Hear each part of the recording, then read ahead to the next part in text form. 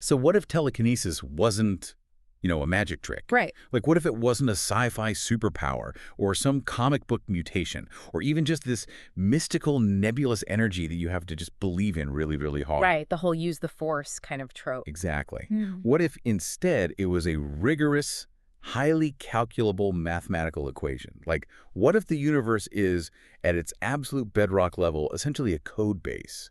And conscious human intent is just another operator you can execute to compile a completely new reality. I mean, it completely flips the script on how we perceive our existence. For centuries, we've been so incredibly used to thinking of the mind and the physical world as these two entirely separate, quarantined domains. Yeah. Okay. Like, there is the abstract realm of thought where your dreams, your desires, your intentions live, and then there's the tangible realm of matter. Coffee cups, gravity, concrete. And the traditional scientific consensus has always been that never the twain shall meet, right?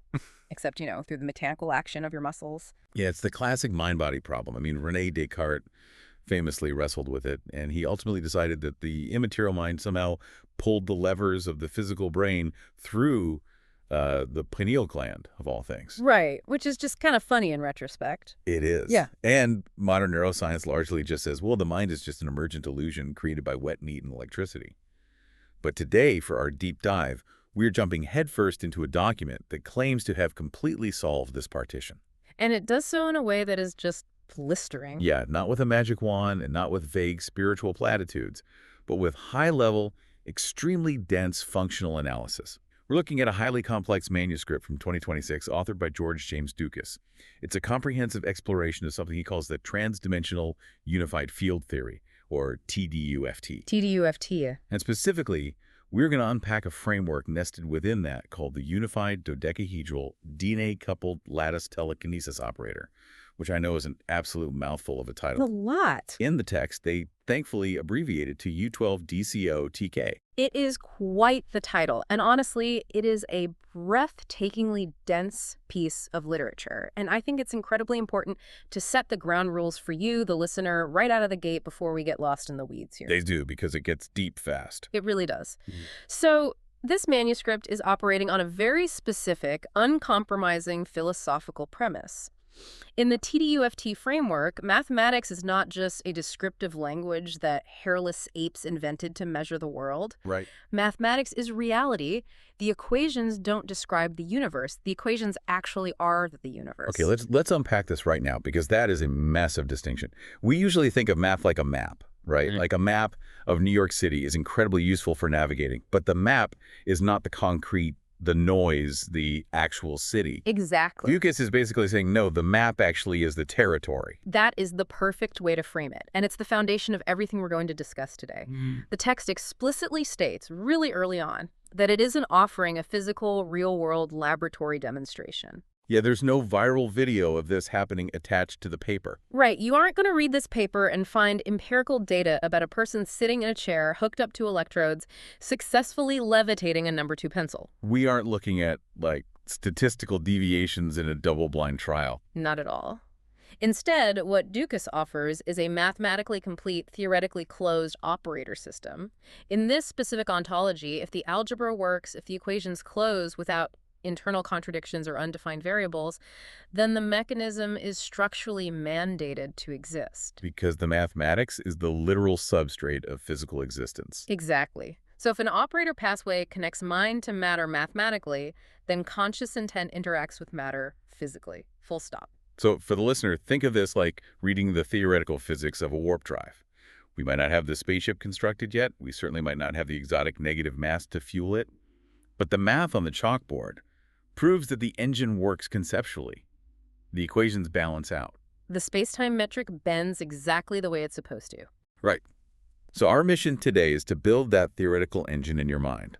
We are going to walk through the exact step-by-step mathematical sequence this author proposes to translate a thought into a physical macroscopic force. And it is a remarkably detailed, almost dizzying sequence, I have to say. It requires us to completely reevaluate the space in which we exist. Mm. Because to understand how a thought could theoretically move an object across a desk, we first have to understand the room where both the thought and the object exist simultaneously. Because if they don't share a room, they can't interact. Exactly. Right. Like if I want to pick up my coffee mug, my hand and the mug both exist in standard three-dimensional space. I reach out, friction and physical contact do the rest. But a thought, where is a thought actually located? You can't really give me the GPS coordinates of your desire to drink coffee. No, you can't. But in TDUFT, this shared room where mind and matter mingle is a highly specific mathematical arena. Precisely. The framework formulates reality over what is mathematically defined as a five-fold tensor product Hilbert space. Okay, wow. Now, let's break that down because it sounds intimidating. A Hilbert space, in standard quantum mechanics, is simply the mathematical space where the state of a quantum system lives. It allows for infinite dimensions and deals in complex numbers. Okay. But here, the author is taking 5 distinct, highly specialized Hilbert spaces and taking their tensor product. Hold on. For those of us who haven't taken graduate-level linear algebra recently, what does taking a tensor product actually mean in plain English? I really don't want us just throwing terms around. It's a crucial question. Imagine you have 2 separate rooms. One room is defined purely by its temperature. The other room is defined by its lighting. Okay, tracking. If you just add them together, you have a list of temperatures and a list of lights. But a tensor product effectively multiplies the spaces such that every possible state of temperature can simultaneously interact with every possible state of lighting. Oh, I see. Right. It creates a new, singular mega room where hot and dim or cold and bright are fundamentally entangled states. So by taking the tensor product of 5 spaces, Dukas is creating one massive combined mathematical arena where radically different aspects of reality can coexist and mathematically touch one another without losing their individual properties.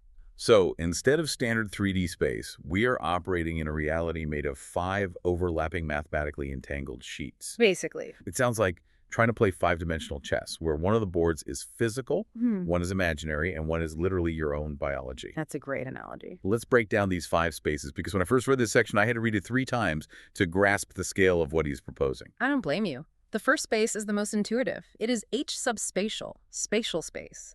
This is the continuous spatial field over real 3-dimensional space. This is where physical objects, like our hypothetical pencil, actually exist, have mass, and move. Okay, check. The physical world. X, Y, and Z axis. Easy enough. What's the second space? The second is H subfield, field space.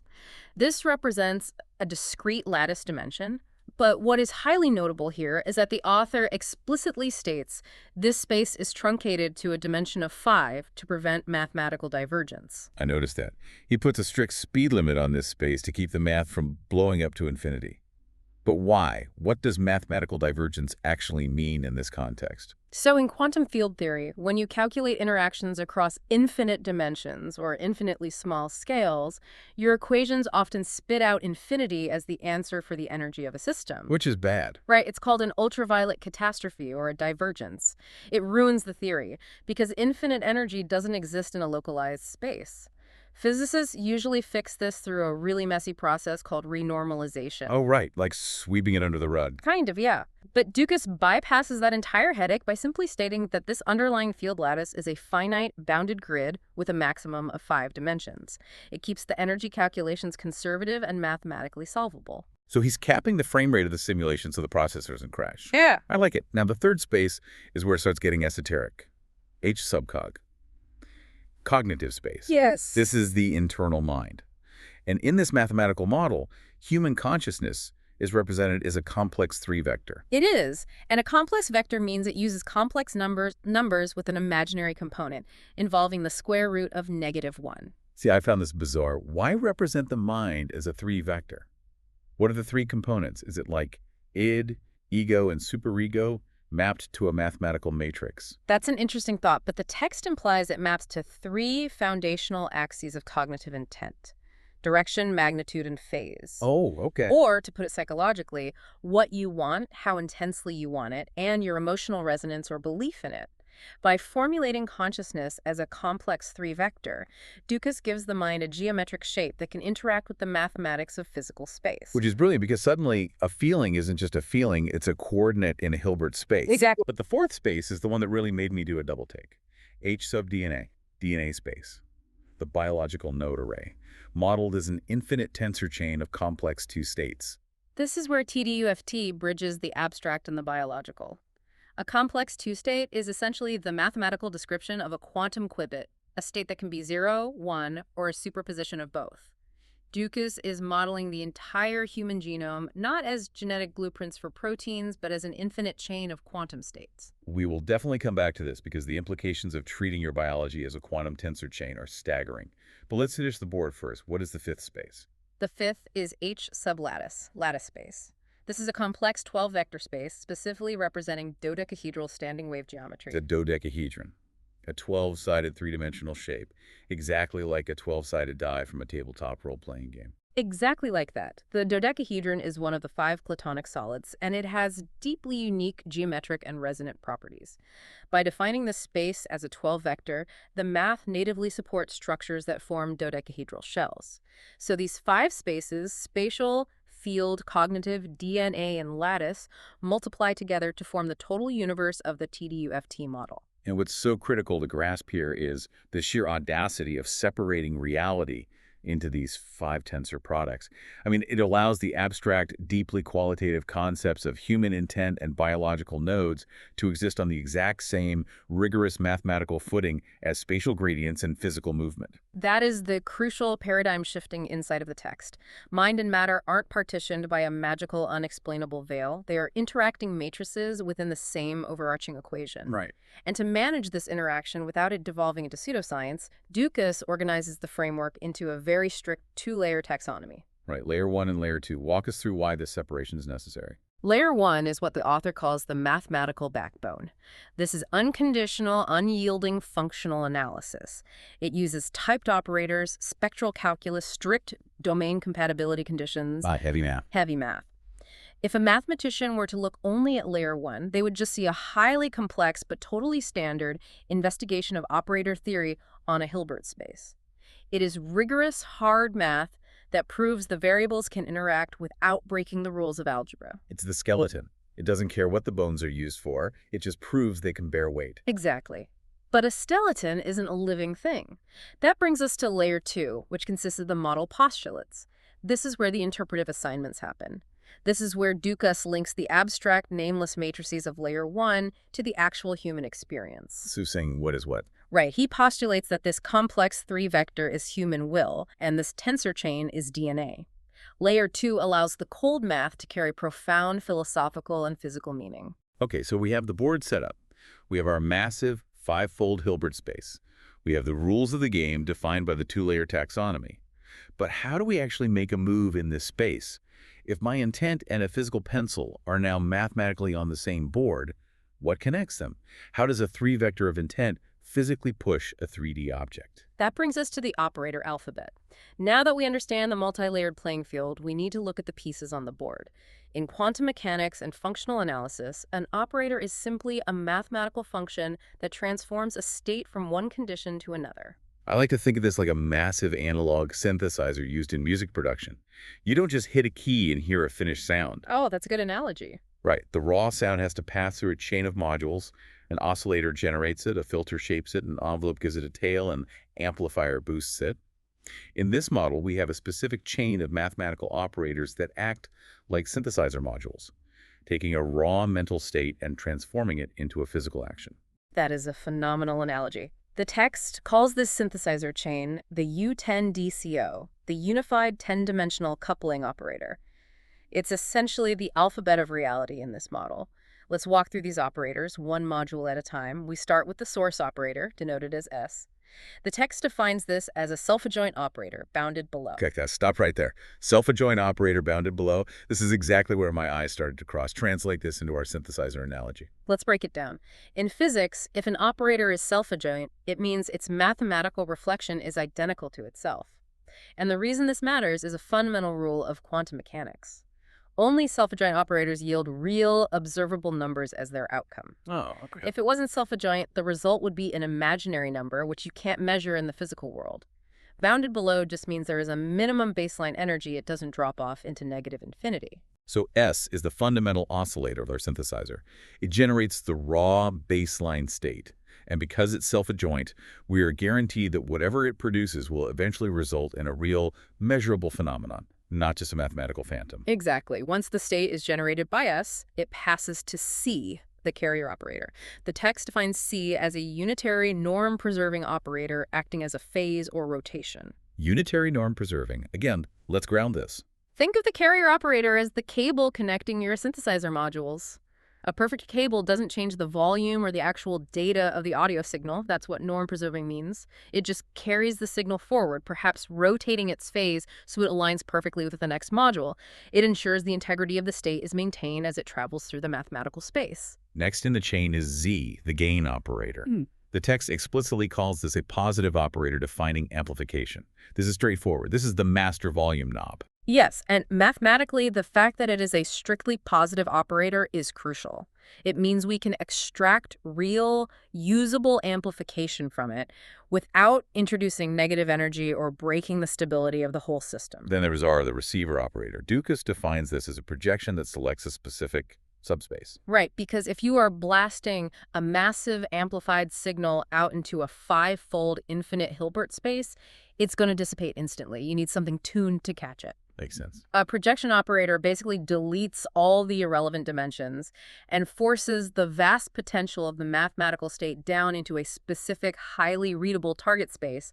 It acts like a funnel. It's the radio antenna tuned to a very specific frequency, Right. ignoring all the static. And that leads to the operator that really blew my mind, T, the intent operator. It is defined mathematically as a contraction operator, meaning its norm is strictly less than or equal to 1. This is a beautiful piece of mathematical philosophy. I mean, why would the operator representing human intent have a norm less than 1? Because what does intent actually do? What does a magnifying glass do to sunlight? Right. It doesn't create new light. It takes scattered, diffuse light and contracts it, forcing it down into a single high-energy point that can burn a hole in paper. A contraction operator doesn't expand wildly. It tightens, it reduces entropy, it steers the state. That makes perfect sense. Intent isn't about generating boundless energy. It's about ultimate focus. So T, the intent operator, is the focusing lens. Z, the gain operator, is the amplifier. R is the receiver catching the signal. And finally, we have P, the target operator, which is a bounded operator representing the physical macroscopic object you are trying to affect. In our ongoing example, P is the pencil sitting on your desk. Okay, I am tracking with the synthesizer chain. We have intent, we have gain, we have a target, but all of this is still just information, right? We're just pushing numbers around a matrix. How does this focused, amplified intent actually bridge the gap into physical movement in 3D space? Where's the transmission that turns the engine's RPMs into forward motion? That monumental task belongs to the unbounded spatial gradient operator, denoted as G. This is the engine for vertical displacement. Dukas defines it in cylindrical coordinates, and it handles the actual translation of the state into physical shifting of matter along the spatial z-axis. But wait, if G is translating abstract cognitive math into physical force, doesn't that create a dimensional nightmare? Like trying to multiply inches by the color blue? That is exactly the pitfall Dukas anticipates. And that is why the text spends an inordinate amount of time providing a strict dimensional audit for G.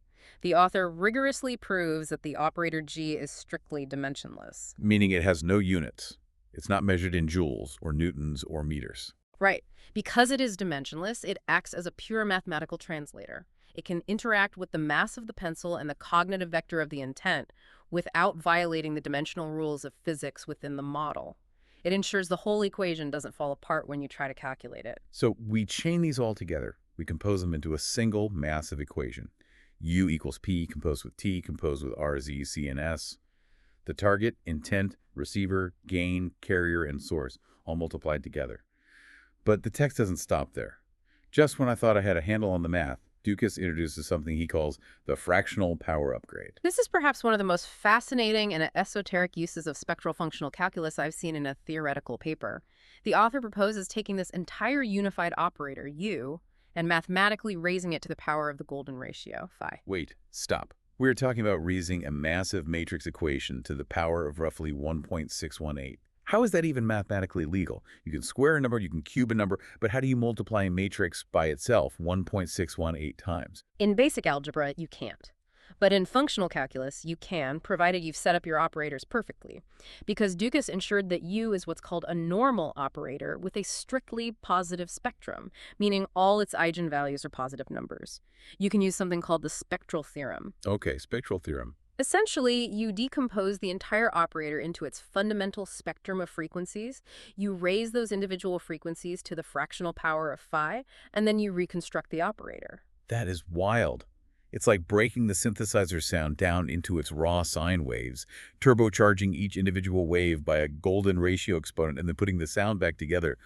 But why? What does raising the operator to the power of phi actually do in the physical world?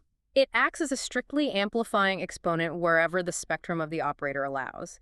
It creates a nonlinear spike in the power of the operator, specifically harmonized with the geometry of the physical universe, which, as we'll discuss, Dukas believes is governed by phi. Okay, so we have the intent focusing the state, the gain amplifying it, the gradient translating it to physical space, and the golden ratio exponent turbocharging the whole thing. The mathematical machinery is beautiful, but every machine, no matter how elegant, needs a power source. What is fueling this? Where does the raw, literal energy come from to counteract gravity and move a physical mass? If we step back and connect this to the bigger picture, an engine without fuel is just a hunk of theoretical metal. And the power source in the TDUFT model is arguably its most controversial postulate. The fuel is biology. Specifically, it is human DNA. I have to admit, when I got to this section of the manuscript, I put it down and walked away for a minute. Treating DNA as a mystical power source sounds dangerously close to quantum pseudoscience. How does he mathematically justify leaping from genetics to infinite physical energy? It is a radical proposition, and it is firmly housed in layer 2 of his taxonomy, the interpretive postulates. The text assigns a specific operator, Z sub DNA, to this function. In this framework, Dukas argues that DNA is not merely a passive repository of genetic information. Right, not just a biological hard drives storing instruction manuals for building proteins. Exactly. Instead, he models each specific DNA segment as a distributed micro zero-point energy engine. Okay, for you listening, let's define zero-point energy, or ZPE. This is a real concept in quantum mechanics, right? The idea that even in a perfect vacuum at absolute zero temperature, empty space isn't completely empty.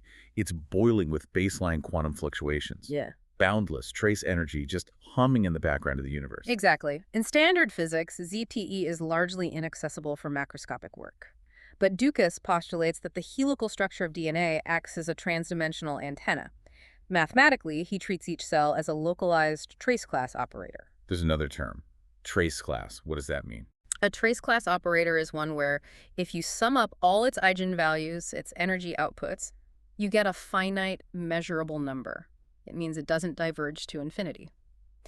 This answers your concern about pseudoscience. He isn't saying a single cell has infinite godlike power. He's saying a single cell can extract a tiny, perfectly finite, mathematically bounded sliver of vacuum energy. But a tiny sliver multiplied by a lot of cells changes the equation. Dramatically. The total power available to the telekinetic operator is a coherent sum over all active DNA sites in the body.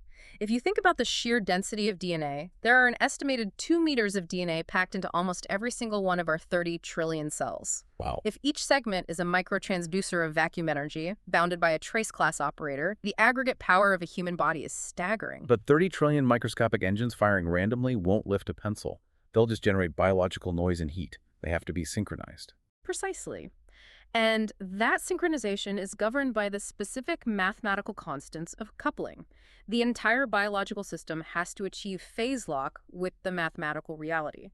And the text identifies 3 primary coupling constants that act as the keys to the ignition. Let's go through them. The first is phi, the golden ratio, roughly 1.618.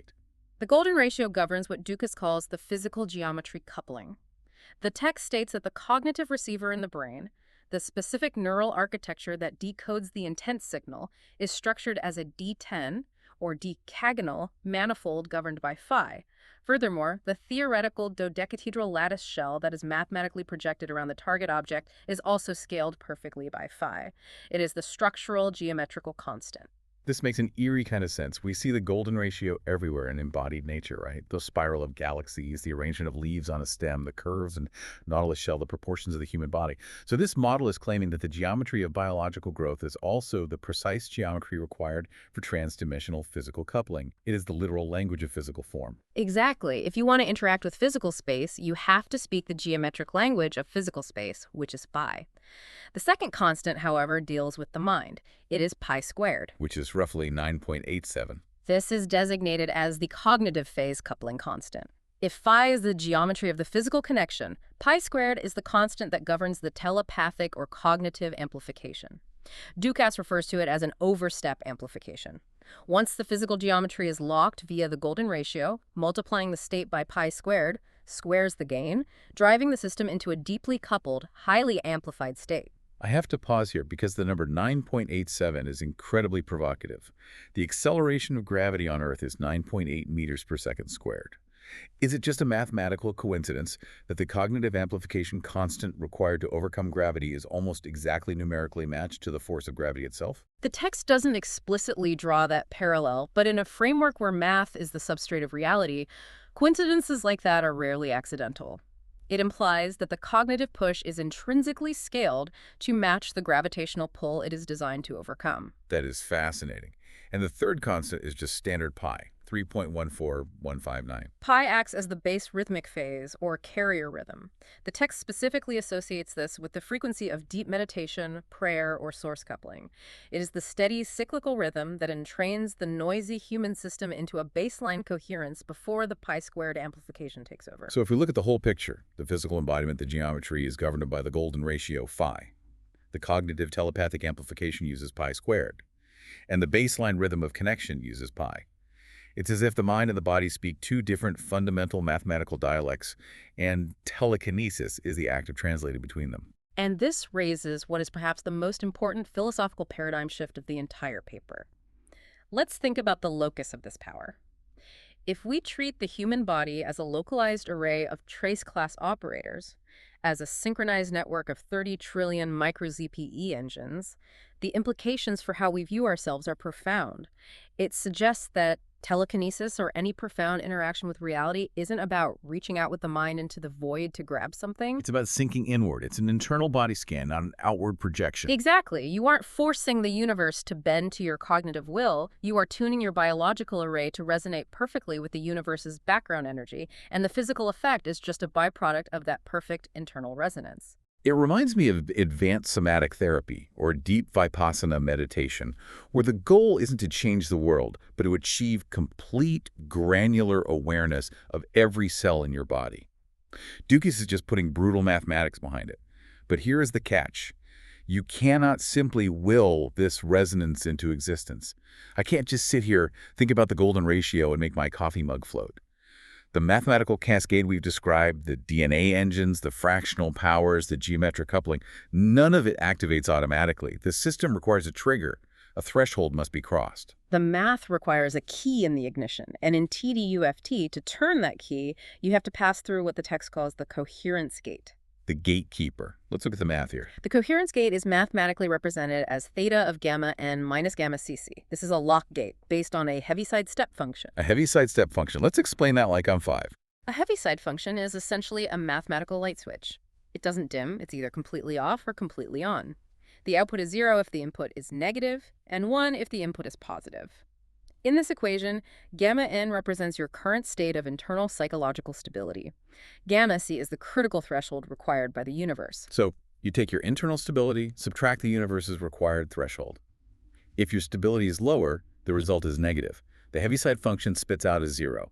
And because this gate is multiplied against the entire U10DCO operator chain, you multiply the whole massive, beautiful equation by 0 and you get absolutely nothing. The math stops dead. The feedback loop is suppressed. No matter how much ZPE energy your DNA has, no pencil is lifting today. it's binary. But if your internal stability, your coherence gamma n, exceeds that critical threshold gamma c, the result is positive. The gate flips to 1, you multiply the equation by 1, it remains intact, and the cascade begins. But we have to talk about the psychological reality of what Dukas is demanding here. It is arguably the most brutal requirement of the entire theory. It requires absolute, zero-doubt alignment of intent imagery, and frequency. I have to push back on this. This isn't just hard. This effectively demands a state of literal psychological perfection. Humans are walking engines of doubt. We have the pink elephant problem. If you tell me not to think of a pink elephant, I instantly think of one. If you tell me you must have zero doubt that this pencil will lift, the very effort of suppressing doubt generates doubt. My gamma n plummets. How on earth does Dukas expect a biological human to keep the theta gate open? He is fully aware of the biological burden, which is why he doesn't just leave it at the theory. The text provides a highly specific, multi-layered protocol designed to trick the mind into bypassing its own doubt and achieving this state.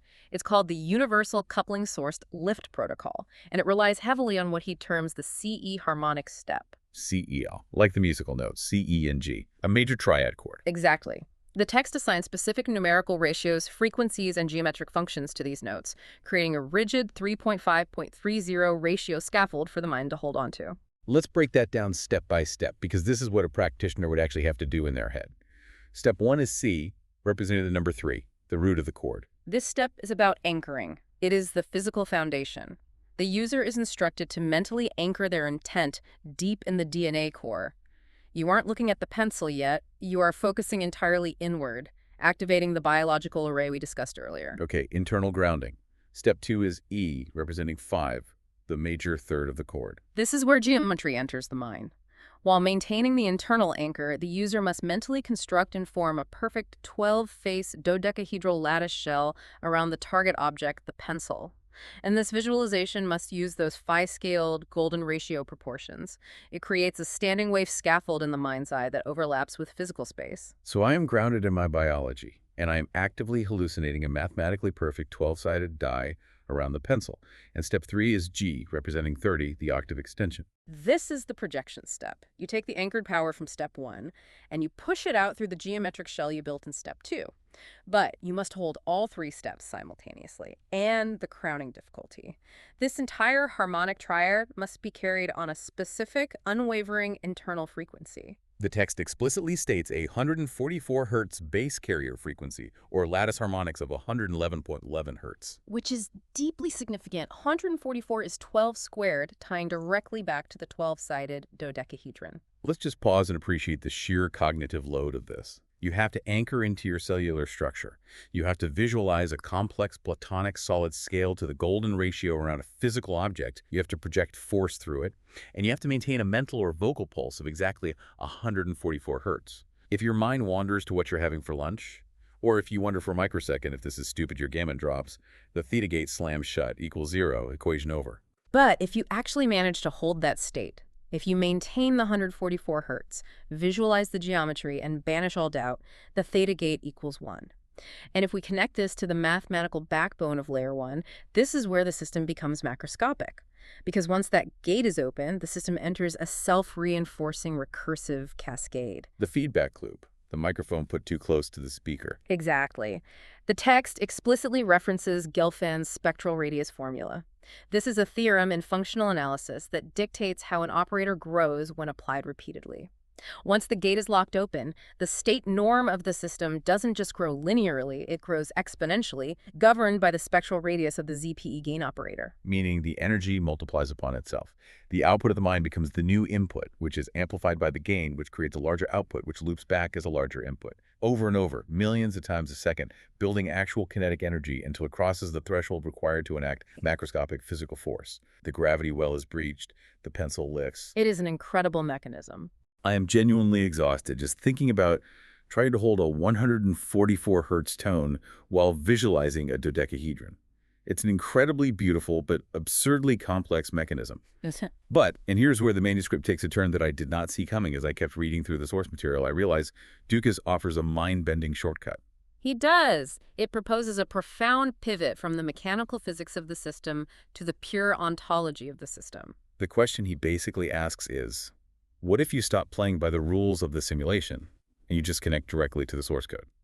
To fully understand this shortcut, we have to look at how TDUFT handles gravity, specifically through a concept called time density, denoted as rho sub t, which is proportional to time squared.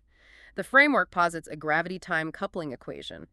G local equals G0 times the fourth root of T0 over T1. I'm going to need a translation on that equation, please. It's actually rooted in a very Einsteinian idea that time and gravity are intimately linked. The equation essentially states that local gravity is inversely related to time density. When you successfully couple your intent with the object, using all the complex math we just discussed, you are actually raising the local time density around that specific object. The time around the pencil gets thicker, and as time density goes up, the effective gravity acting on the object goes down. Wait, so you aren't actually lifting the pencil. You aren't creating a crane made of math to pull it up.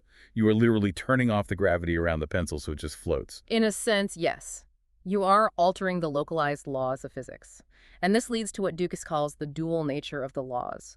Up until now, everything we've discussed, the CG harmonics, the phi geometry, the DNA engines, the 144 hertz, that all falls under what he calls partial coupling. Let's define partial coupling. That means working within the established laws of the imagined universe. Yeah. You are using the rules of the simulation to create a localized exception. Precisely.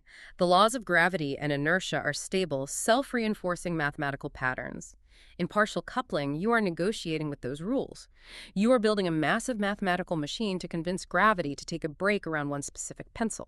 It takes immense biological energy and complex geometric scaffolding to pull off. But the text introduces a second, deeper layer: deep or source coupling. The ultimate shortcut. The cheat code.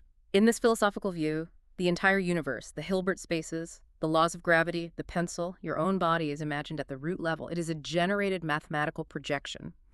If you can achieve perfect, unmediated alignment with the source, the ultimate imaginer, the ground state of reality, denoted as C subsource, then all of those intermediate mechanical energy requirements simply vanish. You don't need to extract zero-point energy from your DNA. Yeah. You don't need to visualize a dodecahedron.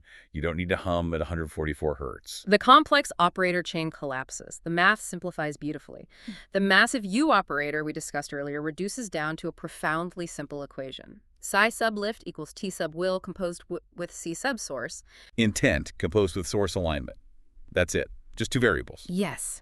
This is a massive philosophical pivot. We just spent the first 50 minutes of this deep dive building a labyrinthine mathematical machine to fight gravity, and now the text is saying, if you just align with the source, you don't have to fight gravity at all, because gravity is just an idea anyway. It's a stubborn habit of the universe, but it's not an absolute law.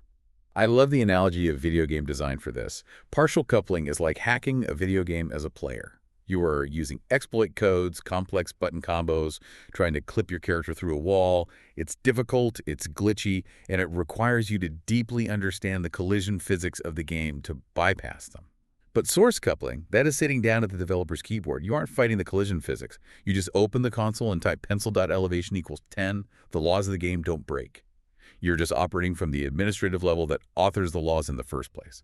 That is an absolutely perfect analogy. The laws of physics are both real in that they govern the projection consistently for everyone inside the game and imagined, in that they can be rewritten instantly from the root level. In the source-coupled limit, lifting a pencil requires zero mechanical force. It simply requires reimagining the scene with the pencil elevated from a state of total unity with the authoring code. Okay, that is beautifully poetic. It really is. But let's bring this crashing back down to Earth. Achieving this source coupling, or frankly even passing the theta coherence gate for the glitchy partial coupling, is practically impossible for an untrained human mind. Our brains are terrifyingly noisy. We are full of doubt, trauma, and distraction. We can't hold a thought for 10 seconds without getting distracted by a car driving by or an itch on our nose. Dukas fully acknowledges this biological limitation. The mathematics are perfect, but the biological hardware running the math is messy. And because biological minds are so noisy, the final section of the manuscript proposes a technological bridge. If the brain can't do it alone, we build a machine learning device designed specifically to train the biological brain to achieve this mathematical coherence. A set of training wheels for telekinesis. Yep. A way to technologically force the theta gate open. To understand the machine, we have to understand what it's trying to replicate. The text outlines a sequential cognitive sequence called the psychological chain of amplified intent. It's a 6-step psychological process that maps directly to the operators we discussed. First is target selection, consciously naming the goal. The pencil. Second is intent formation, defining the specific desired change in state. I want the pencil to rise against gravity. Third is verbal encoding, denoted as V. This is precise, unambiguous self-instruction, formulating the command in language. Fourth is imagery encoding, I. A vivid, multi-sensory internal simulation of the success. Actually seeing the yellow wood of the pencil floating, feeling the space under it. Fifth is the coherence lock, P. This is the internal audit. This Yeah. is the moment where you check that the intent, the words, the imagery, and your emotional state are all perfectly, flawlessly aligned, absolutely no inner conflict. And finally, the sixth step is action mapping, mapping this internal mathematical state to an external physical result. So how does the proposed machine actually fit into this six-step psychological chain? We don't have USB ports in our heads. The machine model proposes a device with its own internal state space, H submachine. And this machine mathematically iterates this exact six-step chain perfectly. Because it is a machine, it has no doubt, it has no biological noise. The machine runs the mathematical operators of the U10 DCO flawlessly. It learns how internal intent mappings mathematically correlate to external action patterns. So the machine is sitting there, essentially executing the perfect telekinesis equation in its silicon brain. It's doing the math without the baggage of being human. Exactly. And then comes the crucial step, the biological translation, or the training loop. This is where it operates remarkably similar to how we train neural networks today, using loss functions, but applied backward to the human brain. The machine runs the perfect protocol. Simultaneously, the human subject, hooked up to the machine via advanced neuroimaging, think next-generation EEG or fMRI, attempts to imitate the psychological sequence. So I am sitting in the chair, trying to do the six steps, trying to hold the 144 hertz tone, Yeah. and the machine is watching my brain do it. The machine then evaluates your coherence. It mathematically measures the operator mismatch. It takes the flawless mathematical state of its own operator, compares them to the messy, noisy neural operators of your brain, and calculates the delta, the difference between perfection and your attempt. It's literally comparing my messy, doubtful brainwaves to the perfect Platonic equations of reality. And it provides real-time feedback. It shows you exactly where your geometry is misaligned or where your frequency drifted from 144 to 142. The human adjusts, tries again, and the loop continues. The ultimate goal of this biofeedback loop is to minimize the operator mismatch over thousands of iterations until the intent-to-action chain becomes a stable, self-executing neural loop in the biological brain. You train the brain until it can run the math natively, without the machine's help. It's like learning to ride a bike, but you are learning how to mathematically couple with the fabric of spacetime. And this realization, this is the real takeaway of the entire manuscript for me. Because even if we never move a physical pencil, even if macroscopic physical telekinesis is prevented by some variable we haven't discovered or remains purely theoretical forever, isn't this entire document essentially a blueprint for the ultimate God-tier biofeedback machine? It absolutely is. By framing cognitive intent mathematically as a learnable, measurable control protocol, Dukas has inadvertently, or perhaps entirely intentionally, designed a rigorous neurofeedback framework for human perfection. Think about it. A way to mathematically train human focus, to explicitly measure and eliminate cognitive dissonance, to align your true intent, your spoken words, and your internal imagery perfectly. If you could train a human being using this machine to hold that level of coherence where their theta gate is always locked open, where they have zero internal friction pencil or no pencil, that person would be terrifyingly effective at whatever they did in life. They would be operating with zero internal loss of energy. Every thought would translate directly into action. It brings the dense, esoteric, almost mystical math of the fivefold Hilbert space all the way back to grounded, practical neuroscience and psychology. It's profound. Okay, let's take a deep breath and recap this incredible journey we've been on for the last hour. We started by throwing out 3D space and replacing it with a five-fold tensor product, Hilbert space, treating reality as overlapping mathematical matrices where mind and matter share a room. We looked at the alphabet of reality, the synthesizer operators of intent, gain, carriers, and spatial gradients. We examined the highly controversial but mathematically bounded proposition that human DNA acts as an array of zero-point energy engines governed by the structural language of the golden ratio and the telepathic amplification of pi squared. We tried, and probably failed, to pass through the coherence gate using the 3.5.30 UV harmonic triad while holding a 144 Hz tone, realizing the immense psychological burden of absolute zero doubt. We explored the dual nature of reality, realizing that partial coupling is just fighting gravity within the simulation, while source coupling simply rewrites the rules from the developer's console, rendering gravity an optional constraint. And finally, we arrived at a theoretical machine learning biofeedback loop designed to train the noisy, doubtful human brain to achieve mathematical perfection in its focus, measuring the mismatch between our messy thoughts and the perfect equations of the universe. As we said at the beginning, the text itself freely admits it isn't offering a physical, observable lab demonstration of floating objects. But what it offers is arguably far more valuable. It provides a rigorous, internally consistent, incredibly detailed mathematical language for human intent. It models what it actually looks like mathematically, to be perfectly aligned in thought, word, and action. It's the theoretical physics of focus. It is the math of knowing exactly what you want and having no doubt that you will get it. Which brings us right back to where we started, the idea of reality as a code base. Next time you try to focus on a goal, whether it's finishing a massive project at work, changing a deep-seated habit, or yes, sitting in your office trying to levitate a pencil, and you feel that familiar, frustrating internal resistance, that friction of doubt, ask yourself a new set of questions. Is your internal geometry misaligned? Is your frequency off? Or is your coherence gate simply closed because you don't actually believe in what you're doing? If the universe is, at its absolute core, a mathematical thought, maybe it's time you learned how to code your own intent. Keep diving.